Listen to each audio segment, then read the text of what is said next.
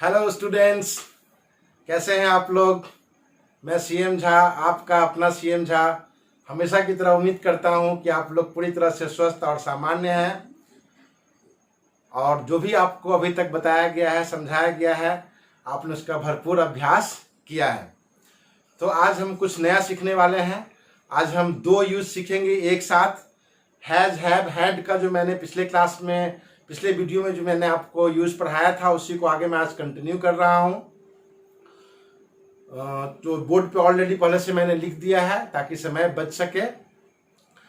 देखिए, आप अपने डे टू डे लाइफ में बहुत सारे सेंटेंसेस बोलते हैं।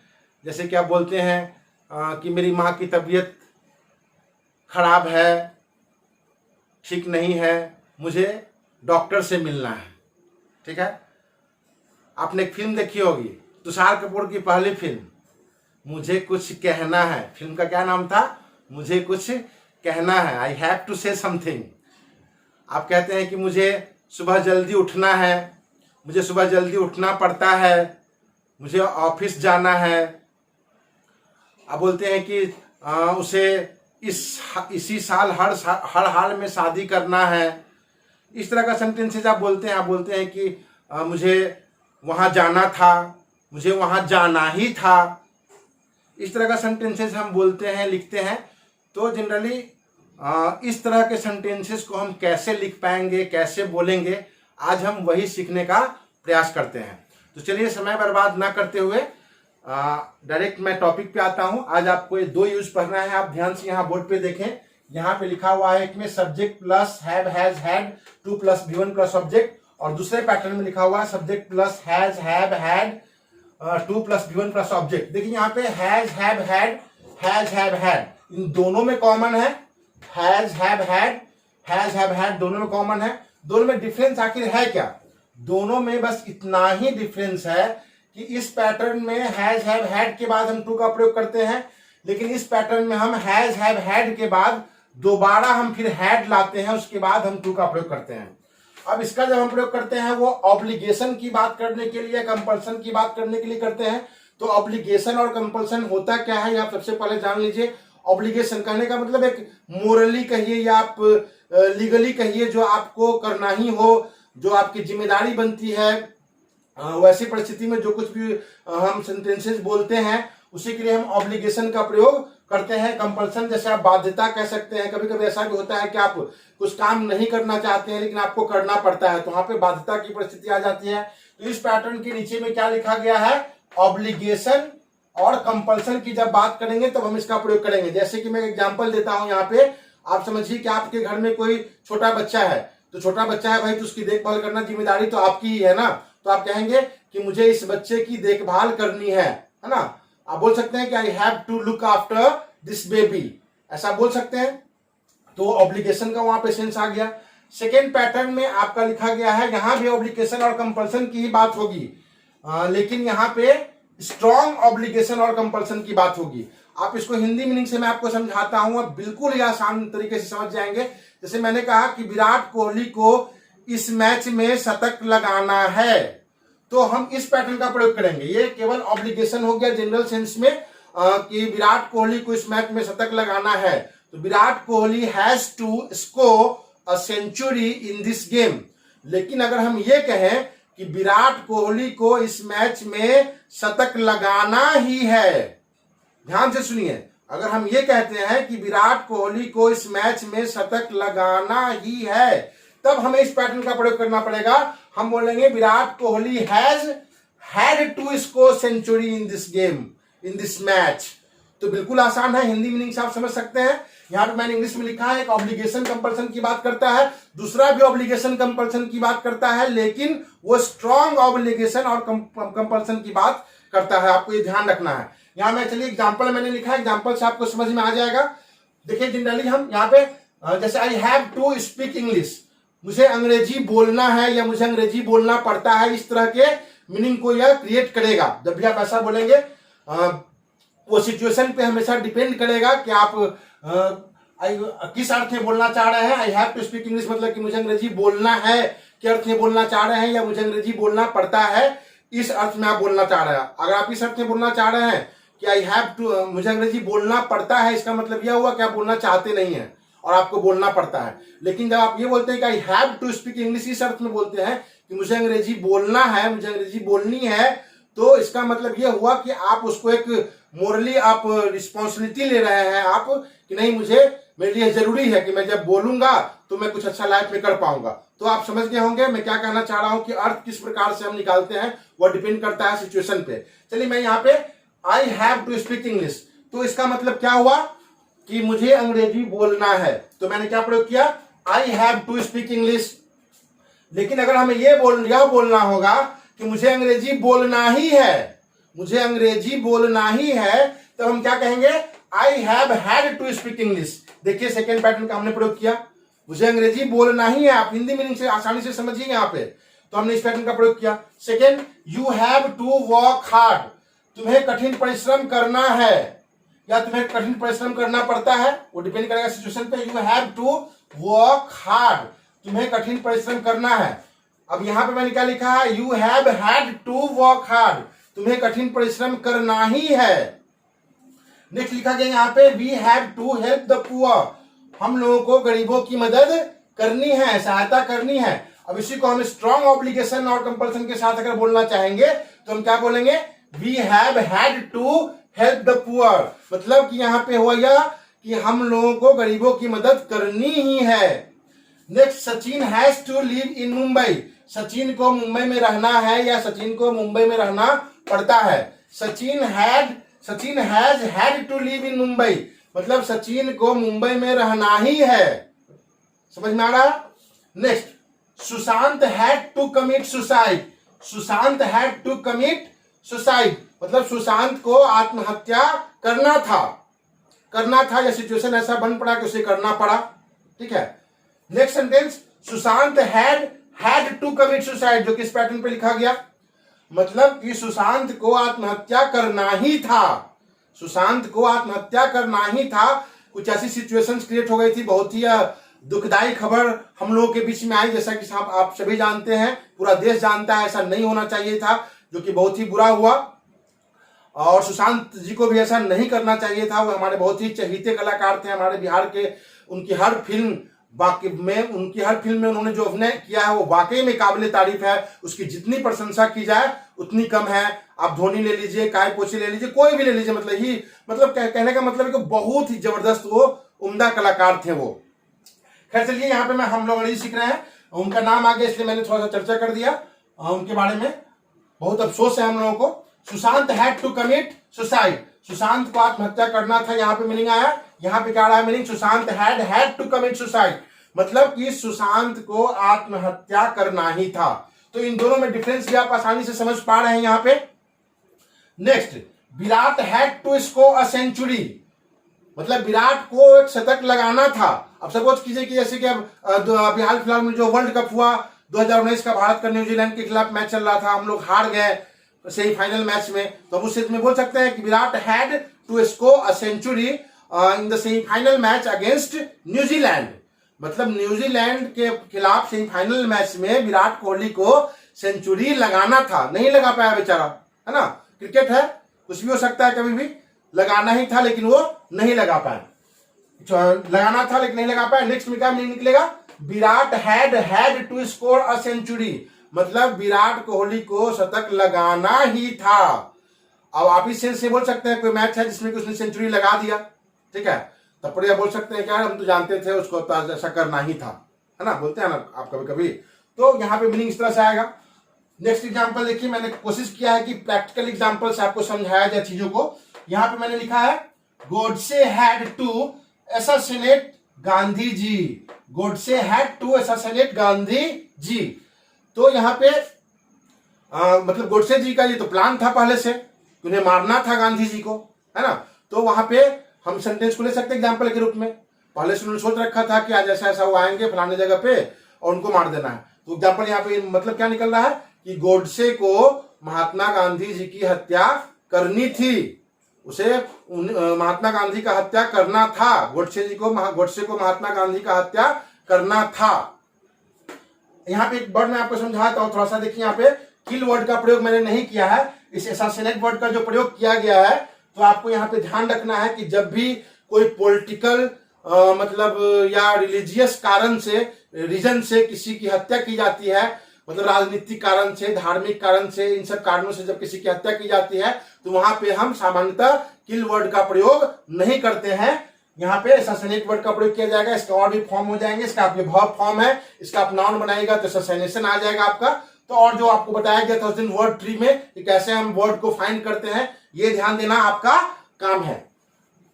तो क्लियर हो गया, ध्यान आपको समझ में आ गया होगा। यहाँ पे इसका मतलब हत्या करना ही हुआ है, लेकिन जब भी राजनीतिक या धार्मिक कारण से किसी की हत्या की जाती है तो वहां पे हम असैसिनेट वर्ड का प्रयोग करते हैं। चलिए क्लियर। तो गोडसे को उनकी हत्या, गांधी जी की हत्या करना था, इस तरह से यहाँ पे नहीं आया। लेकिन जब हम ऐसे बोलते हैं इस पैटर्न के हिसाब से कि Godse had to assassinate Gandhi ji, इसका मतलब कि गोडसे को महात्मा गांधी की हत्या करनी ही थी। ये ज्यादा मतलब पावरफुल स्ट्रॉन्ग सेंस में यहाँ पे प्रयोग किया गया। तो मुझे लगता है कि आसानी से आपको ये समझ में आ गया होगा। बहुत ही आसान पैटर्न था ये। आप तरह तरह के सेंटेंसेस क्रिएट कीजिए, इस पे आप V1 के रूप में कुछ भी यहाँ पे पुट कीजिए, यहाँ पर कुछ पुट कीजिए और जितनी चाहे आप उतने सेंटेंस क्रिएट कीजिए। आप हजारों लाखों की संख्या में इस पैटर्न पे सेंटेंस क्रिएट कीजिए और इस पैटर्न का प्रैक्टिस कीजिए भरपूर। कॉम्पिटिटिव एग्जाम के लिए भी बहुत इंपॉर्टेंट है, कम्युनिकेशन के लिए बहुत इंपॉर्टेंट है। अब आपको मैं थोड़ा सा प्रैक्टिस करवाता हूं। देखिए, आपको जब मैंने हैज, हैव, हैड का यूज पढ़ाया था, नाउन प्रोनाउन एडजेक्टिव, जो मैंने इससे पहले शायद वीडियो आपको भेजा था, उसमें आपको ऑलरेडी बता दिया गया था वहां पे कि किस प्रकार से हम नेगेटिव इंट्रोगेटिव सेंटेंस का यूज करते हैं। एक तो बिल्कुल आसान तरीका क्या है कि हम इसी पैटर्न पे हम बना सकते हैं, वो भी यूज में है। आप इसी हैव पे, इसी हैज पे, इसी हैड पे आप बना सकते हो। जैसे हम यहाँ कहते हैं कि I have to speak English, तो नेक्स्ट सेंटेंस हम क्या बोलेंगे, I have not to speak English. उसके बाद हम क्या बोलेंगे, इस हैव को बाहर निकाल देंगे तीसरा नंबर में, have I to speak English, और चौथा में क्या हो जाएगा, have I not to speak English. अब तो बिल्कुल आसान है, आपको पहले ही कहा गया है प्रैक्टिस करने के लिए कि तीसरा और चौथा नंबर सेंटेंस में हम क्या करते हैं, हम क्वेश्चन वर्ड पुट करते हैं और आसानी से हम प्रैक्टिस के लिए 12 टाइम सेंटेंस आसानी से कम बना सकते हैं। तो आपने तीसरा नंबर सेंटेंस यहाँ फिर से एक बार प्रैक्टिस करते हैं, I have to speak English, I have not to speak English, have I to speak English, have I not to speak English. अब क्या करना है, why have I to speak English, why have I not to speak English, when have I to speak English, when have I not to speak English, where have I to speak English, where have I not to speak English। इस तरह से हम चीजों का practice करेंगे तो ये pattern जुबान पे आ जाएगा। फिर आपको बताया कि आप चाहे इस तरह से आप हैड का भी कर सकते हैं, आप हैज का भी कर सकते हैं, तो बिल्कुल सिंपल है। इस पैटर्न में भी आप उस तरह का प्रयोग कर सकते हैं।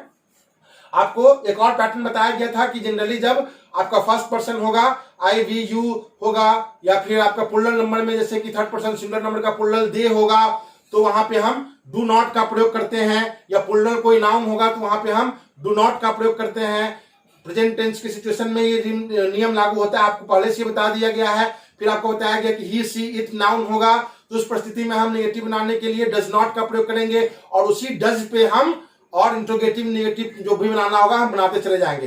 जब पास्ट टेंस की बात होगी जहां पे हम हैड का प्रयोग करेंगे तो वहां पे हम किस चीज का प्रयोग कर रहे थे, डिड का प्रयोग कर रहे थे। तो दोनों पैटर्न का प्रयोग करके आप इसका भरपूर प्रैक्टिस कीजिए। हाँ, आपको ध्यान ये रखना होगा कि जब आप डू डज डिड वाले पैटर्न का प्रयोग करते हैं सेंटेंस पैटर्न में नेगेटिव इंट्रोगेटिव बनाने के लिए, तो उस समय आप लोगों को यह ध्यान रखना होगा कि आपने अगर डू डज डिड का प्रयोग कर दिया है सेंटेंस में, तो उस परिस्थिति में आपके सेंटेंस में फिर वर्ब का फर्स्ट फॉर्म ही होना चाहिए। जैसे कि हम हैड को किसी बदल देते हैं, हैव में बदल देते हैं। आपने देखा कि जिस सेंटेंस में हैज आता है वहां भी क्या होता है, हैव में। जैसे यहाँ पे सेंटेंस है Sachin has to live in Mumbai, अब इसको जब हम निगेटिव बनाएंगे तो क्या बोलेंगे, Sachin does not have to. तो यहाँ पे हैज किस में चेंज हो जा रहा है, हैव में। तो ये चीज आपको ध्यान रखना होगा। ये इस पैटर्न पे कॉम्पिटिटिव एग्जामिनेशंस में भी बहुत क्वेश्चंस पूछे जाते हैं। तो चलिए उस पैटर्न पे भी मैं आपको प्रैक्टिस करवा देता हूं। जैसे मैं कोई सेंटेंस बोलता हूं, दोनों पे ये लागू होगा जो मैंने नियम बताया है। इसका भी आप बना सकते हैं जो मैंने नियम बताया उसके हिसाब से। तो कुछ प्रैक्टिस मैं आपको करवा देता हूं। जैसे कि पहला सेंटेंस यहाँ पे लिखा हुआ है, I have to speak English, तो मैं डू वाले पे प्रैक्टिस करवाता हूं। I have to speak English, I do not have to speak English, do I have to speak English, do I not have to speak English. अब तो बहुत आसान है भाई ना। अब करना क्या है, why do I have to, why do I not have to, when do I have to, when do I not have to, where do I have to, where do I not have to. तो इस तरह से practice करते चले जाएंगे। तो हर sentence का आप कर सकते हैं। यहाँ पे आप देख रहे हैं हैज वाले में Sachin has to live in Mumbai, Sachin does not have to live in Mumbai, does Sachin have to live in Mumbai, does Sachin not have to live in Mumbai, why does Sachin have to live in Mumbai, why does Sachin not have to live in Mumbai, when does Sachin have to live in Mumbai, when does Sachin not have to live in Mumbai, where does Sachin have to live in Mumbai, where does Sachin not have to live in Mumbai। इस तरह से practice कर सकते हैं। Did वाले में, यहाँ had वाले में आप देखिए, सुशांत वाले में Sushant had to commit suicide, next क्या हो जाएगा, Sushant did not have to. अब ये हैड किस में बदल जाएगा, हैव में बदल जाएगा, परिवर्तित हो जाएगा। Sushant did not have to commit suicide, did Sushant have to commit suicide, did Sushant not have to commit suicide, why did Sushant have to commit suicide, why did Sushant not have to commit suicide। तो मतलब आपको बिल्कुल एकदम गाना के pattern के हिसाब से इनकी सब चीजों का प्रैक्टिस करना है, तो बिल्कुल ही आसान हो जाएगा आपके लिए। कोई भी आप सेंटेंस लीजिए, यूट्यूब के डिस्क्रिप्शन ऑप्शन में आपको बहुत सारे एग्जांपल्स मिल जाएंगे। जो भी मेरे यूट्यूब व्यूअर्स हैं उस डिस्क्रिप्शन ऑप्शन में जाएंगे और उसका प्रैक्टिस करेंगे। वहां पर भी जो पॉजिटिव सेंटेंसेज आपको लिखे हुए मिलेंगे उनका आप क्वेश्चन बना के प्रैक्टिस करेंगे। क्वेश्चन का अगर जवाब संभव दे पाना है, बिल्कुल संभव है, क्योंकि उसी पैटर्न जिस पैटर्न में क्वेश्चन पूछा जाएगा आपसे, उसी पैटर्न में जवाब भी तो देना है। सपोज कीजिए यहाँ पे सचिन वाले सेंटेंस मैंने क्वेश्चन बना दिया कि where does Sachin have to live in Mumbai, Sachin को मुंबई में कहाँ रहना पड़ता है, या सचिन को मुंबई में कहाँ रहना है। तो यहाँ पे हम जवाब दे सकते हैं कि Sachin has to live in Mumbai, कोई भी जगह का नाम ले लेंगे हम, एट बांद्रा, नियर बांद्रा, कुछ भी जो भी हम जानते हैं। तो करना यह है, just you need to be innovative, you need to be innovative to learn English language. आपको अंग्रेजी भाषा सीखने के लिए अपने आप को थोड़ा इनोवेटिव बनाना पड़ेगा, चीजों को क्रिएट करना पड़ेगा। कुछ भी आप देखिए, तो जिस पैटर्न आज आपने ये पैटर्न सीखा है, तो आपके सामने कुछ भी कोई भी चीज आती है तो आप इस पैटर्न से उन चीजों पे, उन वस्तुओं पे आप क्या करोगे, आप सेंटेंस क्रिएट करने की कोशिश करोगे। आपको सोचने का ताकत देगा। जैसे कि मान लीजिए मैंने एसी देखा, अब मैंने यहाँ पे कहा कि मेरे दिमाग में ख्याल आ गया कि मैंने तो आज पैटर्न ये पढ़ा कि मुझे एसी खरीदनी है, तो I have to buy an AC, मुझे एसी खरीदनी ही है, तो I have had to buy an AC. तो इस तरह से अगर हम प्रैक्टिस करते हैं तो बहुत ही आसान हो जाएगा और आप पढ़े गए चीजों पे कमांड कर पाएंगे। तो मुझे लगता है कि आज जो कुछ भी आपको पढ़ाया गया है आपने समझा है। मैं एक बार फिर से बता देता हूं, आज आपको पढ़ाया गया है हैज, हैव, हैड का यूज पढ़ाया गया है, जिसमें कि आप लोगों को दो पैटर्न पढ़ाया गया है। एक में है कि हैज, हैव, हैड के बाद आप टू लगाते हैं और उसके बाद वर्ब का फर्स्ट फॉर्म लगाते हैं, जरूरत के हिसाब से आप ऑब्जेक्ट का भी प्रयोग करते हैं। दूसरा पैटर्न आपको पढ़ाया गया, उसमें भी हैज, हैव, हैड का प्रयोग हम करते हैं। डिफरेंस केवल ये है कि यहाँ पे जरूरत के हिसाब से हैज, हैव, हैड के बाद वापस हम हैड का प्रयोग करके सेंटेंस बनाते हैं जब स्ट्रॉन्ग ऑब्लिगेशन या कंपल्सन की बात की जाती है। तो बिल्कुल समझ, हिंदी मीनिंग के हिसाब से भी आपको समझा दिया गया। मैंने प्रायोगिक तौर पर प्रायोगिक सेंटेंस लिखने का यहाँ पे प्रयास किया है। तो एक बार फिर से मैं चलो रिवाइज करवा देता हूँ आप लोगों को, कहीं आपको दिक्कत ना हो। I have to speak English, मुझे अंग्रेजी बोलना है, मुझे अंग्रेजी बोलना पड़ता है। इस तरह से I have had to speak English, मतलब मुझे अंग्रेजी बोलना ही है। केवल हिंदी वाले में ही आ जाएगा, जो हिंदी मीनिंग इसका होगा उसमें क्या केवल आ जाएगा, ही आ जाएगा, और वो स्ट्रॉन्ग पॉसिबिलिटी की, स्ट्रॉन्ग ऑब्लिगेशन और कंपल्सन की वो बात करेगा। आप ध्यान रखना है। तो इस तरह के सेंटेंस आप क्रिएट कीजिए, बहुत सारे आप सोचिए। Let your brain walk, let your brain walk, let your brain walk मतलब कहने मतलब कि अपने दिमाग को आप काम करने दो। और जो 12 टाइम पैटर्न प्रैक्टिस करने के लिए कहा गया उसको आप गाने की तरह गाओ। कोई भी सेंटेंस आप एक बनाओ, जैसे कि आप बोलते हो कि I have to watch a programme tonight, I have to watch a programme tonight. दोनों पैटर्न का प्रैक्टिस करना है। तो अब सेकेंड वाला सेंटेंस बोलेंगे, क्या बोलेंगे, I have had to watch a programme tonight. तो पहले का मतलब क्या निकला कि मुझे आज रात एक प्रोग्राम देखना है, और दूसरे का मतलब यह निकला कि मुझे आज रात एक प्रोग्राम देखना ही है। तो क्लियर, इस तरह से आप निगेटिव, इंटीग्रेटिव, पॉजिटिव जो भी है सब बताया गया है, आप सारे प्रैक्टिस करने का प्रयास करेंगे। जो भी आपको कहा गया है आप उसका पालन करेंगे तो निसंदेह आपकी अंग्रेजी एक अलग लेवल पे आ जाएगी। और अगर आपका फाउंडेशन बहुत ही स्ट्रांग है, मजबूत है, तो आने वाले समय में जितनी भी एडवांस लेवल की चीजें आप पढ़ेंगे वो आपके लिए भी आसान होगा और मेरे लिए भी आपको समझाना बहुत ही आसान होगा। तो आज के लिए मेरे प्यारे छात्रों इतना ही। फिर मैं मिलूंगा आपसे नए वीडियो के साथ। तब तक के लिए आप लोग अपना ख्याल रखें, सारी सावधानियों पे अमल करें। जय श्री कृष्णा।